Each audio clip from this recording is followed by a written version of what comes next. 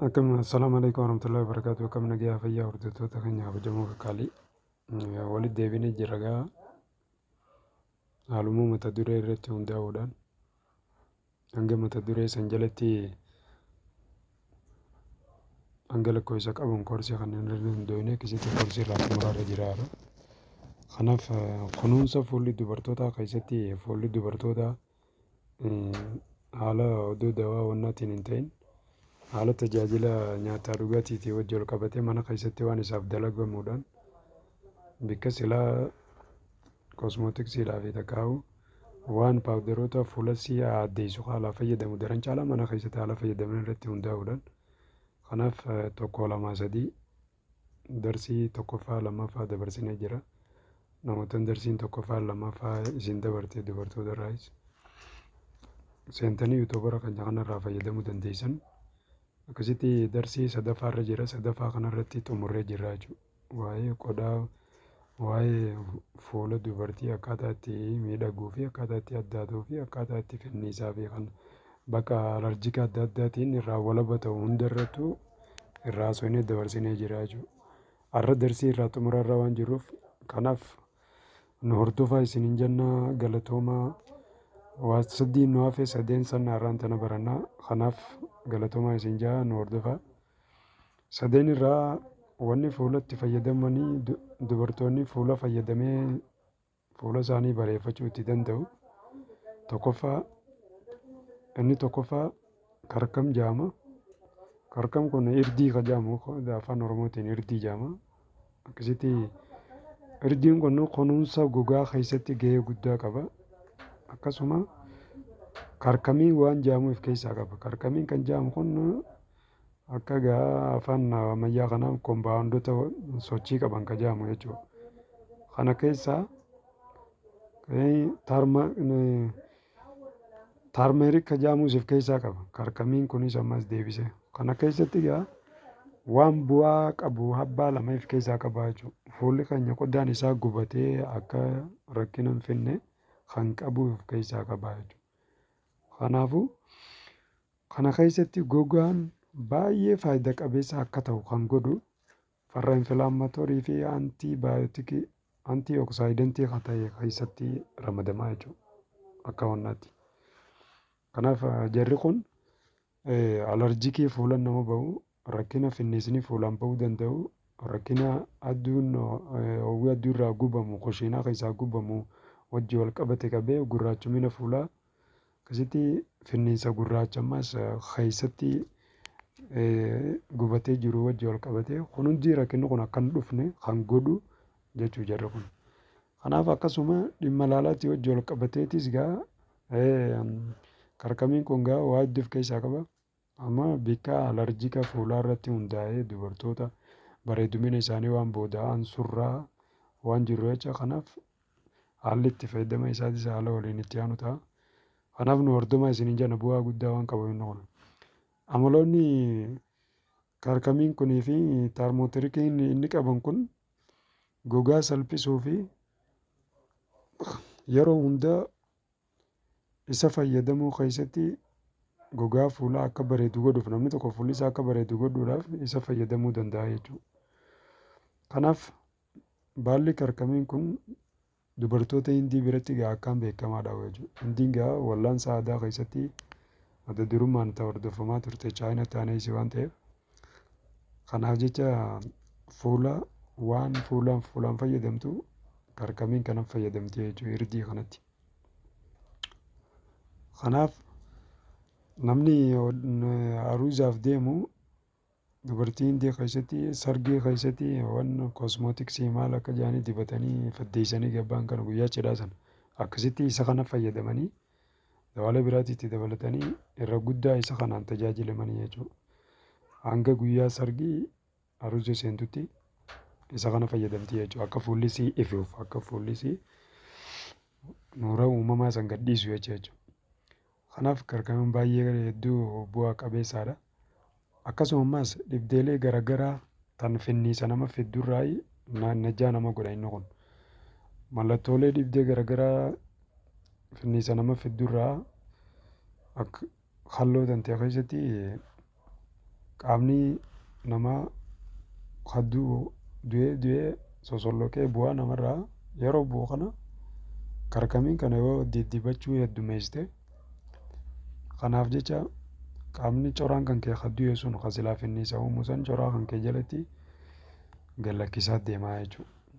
Bifa haarayaan coraan kan keetti haareffamaa waan deemu jecha karkamiin kana akka fayyadamtan isin gorsaa jechuu dubartoota keenya.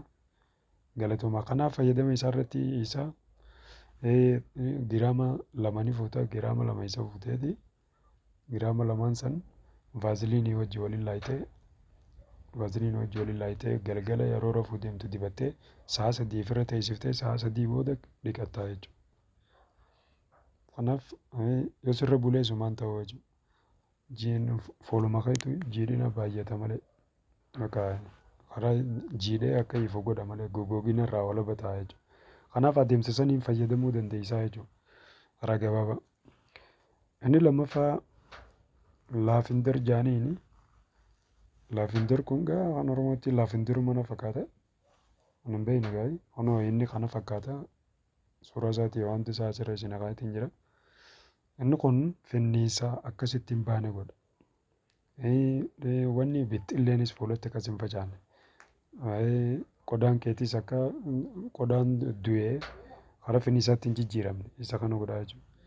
Isa kana ofirraa baasuuf guyyaa guyyaan osoo karaa hirriibaa hin deemin dura dubartiin takka galgaluu qaama siidhaa eeguudhaaf takkaa'u bareedumina fuula siidhaa eeguudhaaf zeeta laafindir kana fudhattee akkasitti galgaluu hoggaa gama hirriibaa deemtu isa kana dibachuu qabdi jechuudha. Dibatti daqiiqa 5 fuula siitii fi morma sii hundaa'u akka hara daareeda sii jalaatii fi hanga hoqqee sii hundatti dibachuu qabdi jechuudha. Kanaaf fuulli sii akka ifu eegaa bareedumina fuulaa eegaa jechuudha. Kana zeetuma dibataa jechuudha kun waan warraan hin qabu. Kanaaf jecha hin dhiqattummaas kana. Kuni maali jennaan farra baakteeriyaatii fi farra rakkina qodaa fuula keenyaa kana balleessuuti waan dhoorkuuf keessaa qabaa jechuudha. Akkasumas dhiifata kana akkasumas karaa dalagaa ittiin bobbaatan rakkina hin qabu jechuudha. Waan sirraa mul'atu miti maas akkasuma seenaa qaamee. Kanaaf jecha bifa qallaaliidhaan isa kana fayyadamaa isin jaala zeeta laafindir kana dubartoota keenya. Gaafii isin dhibdeef yoo rakkinni jiraate yoo isin hin galin yoo wanni yaadaa fi gaafii qabdan waa'ee bareedumina fuulaa irratti hundaa'e kunuunsa fuulaa dubartoota qaamaa fi fuula irratti hundaa'e qodaa irratti hundaa'e gaafii yaada qabdan nuuf dhiyeessuu dandeessanii jechuudha. Kanaaf lakkoofsi keenyaas kun hawaasirra jiru kana yaada qabdanis nu barreessuu dandeessanii komentii jalatti. Inni sadaffaa zeeta qamadii jaama. Zeetni qamadii jechuun jawzul hindii kan jaamu kana. Jawzul hindii kana akka dhadhaatti illee yeroo namni da'umsaatti illee baay'ee fayyadamanii isa kana. Kanaaf jawzul hindiin kun zeetni qamadii kun umrii dargaggummaa irraa kaasee gogaan akka hin goggooyne kan godhu umrii dargaggummaa irraa kaasee jiidhina gogaaf kan kennu yeroo malee ammaas akka hin sunturre takkaa'u gogaan namaa dulloomtitti hin dhufne dandeettii isa san dulloomtii daftee akka namatti hin dhufne gogaan hin sunturre godhuu irratti dandeettii qabaa jechuudha. Albuunni fi vaayitaaminoonni isa kana keessatti argamu waan qaama keenyaaf barbaachisu dargaggummaan teenya nu turuuf kan irratti deeggaruu irraa takka ta'eeti argamaa jechuudha.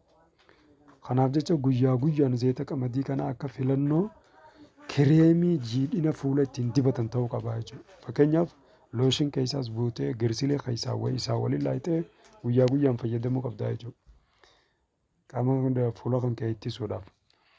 Kanaaf sangaalatti gootu mankaa isa tokko fuuteetuma zeeta qamadii kana eega fuutee booda dhangala'aa loomiitis mankaa tokko fuutee zeeta qamadii kana jawzul hindii kana fuutee mankaa tokko kanaaf giraama 2 fuutee jechuudha. Kanaaf loomiis giraama 2 fuutee dhangala'aa loomiidhaa jechuudha. Irraa cuunfitee loomii takka adda murteetuma isuma irraa cuunfita bakka. Eegessi booda giraama 2 isaa lamaan kana hoggaa walitti gootee booda walitti makuudhaan sochii akka geengoo ta'etti daqiiqaa 5 dibatta jechuudha. Kanaaf fuula kan kee kana ilaalu akka geengootti eegalte akka nama zeeroo ifirra dalagu jirutti akkasii fuula hunda wal herregaa geessaa jechuudha. Daqiiqaa 5 riidee itti dhiista. Achii booda egaa daqiiqaa 5 irra riidee booda jiidhina fuudhaa jechuudha fuula kan keessan. Rakkoo irra jirtu hundaa'u akkasitti dhiibbaa irra geessee irraa kaasaa jechuudha. Kanaaf sana booda bishaan ho'aa jiidhee sana booda bishaan qabbanaa'aadhaan dhiqatte jechuudha.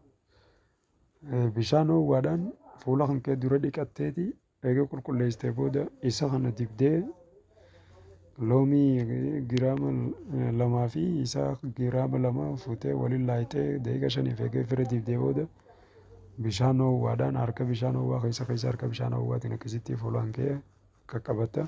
Achii booda bishaan qabbanaa'aa ofirraa dhiitaa jechuudha. Achii booda bakka wanni finniisa jaamaa wanni maali fuulli bibilchaachuu fi fuulli gugurraachumuu fi bakka rakkina adda addaatti saaxilamuu bareedumina keettira waan dhiibbaa godhaa hundinuu sirraa hafaa jechuudha. Obboleeyyan kiyya qaqqaalii obboleettii tiyya qaalii akka irraa fayyadamtu abdiin qaba yaadaa fi gaafii qabdan akkuma ammaa dura nu kannaa turtanitti nu kannaa isin jenna. Hanga darsii lammaffaa haaraa waa'ee bareedumina fuulaa akkaataa fuula qodaa fuulaatii fi kunuunsa fuulaatii fi bareedumina isaatii fi addeenya isaatii fi hunda itti sirreeffatan goggina fuulaatii itti baasan hunda barannee jirra. Darsiin sadaffaa asirra raawwate. Kanaaf hanga darsii haaraa wal dhufnutti nagayaan nu turan isiniin jaa. Meeshaa sablamatarii kennina kaaniin gaa sa'a dabalataatti saala dawaa kunuunsa mana keessa ta'anii dawaa mana keessa jiru fayyadamuu irratti barsiisuudhaan itti aanee sanbira dabree haala tajaajila wallaansa isaatii irrattis xumura irratti isin ibsuudhaan kan hundinuu gaa kan bakka fedhe jiraatee bakka biyya jiru hundinuu onlaayinaanis akkasuma liifiidhaanis dhufanii tajaajila irraa fudhamuu keessatti isin tajaajiluudhaaf qophaa'ee waan jiru jecha dhuftanii isin fudhachuun isin tajaajila keenya fudhachuun nuti waan nu boonsu ta'eef waan argamu jecha hedduu galatoomaan isiniin jaa. Kanammoo haaraa warra dhuftaniis galatoomaa yaada qabdan nu barreessaa isiniin jaa. Hanga darsii biraatti walitti deebinutti nagayaan nu tura. Meeshaa sablamatarii kiliinikaal tajaajila agargiloota baay'ee kanarra kan beekamu keessattuu baasur daqiiqaa 30 keessatti bakka isaaf ilaalan malatti wallaannee walaba taasifna. Kanaaf kottaa fayyadamaa isiniin jenna. Tajaajilamtoota dhibeelee biraatis baay'ee dhukkuboota baay'ee tajaajila qulqullii kan irratti kan argamu. Kanaaf adda durummaan kan argamu ta'ee waan jiru jecha kanaaf daawwaltanii gaafachuu dandeessan dhuftanii fayyadamuu dandeessan. Hanga darsii biraatti walitti deebinutti nagayaan nu tura. Assalaamu alaikum warahmatullaahi wabarakaatuh.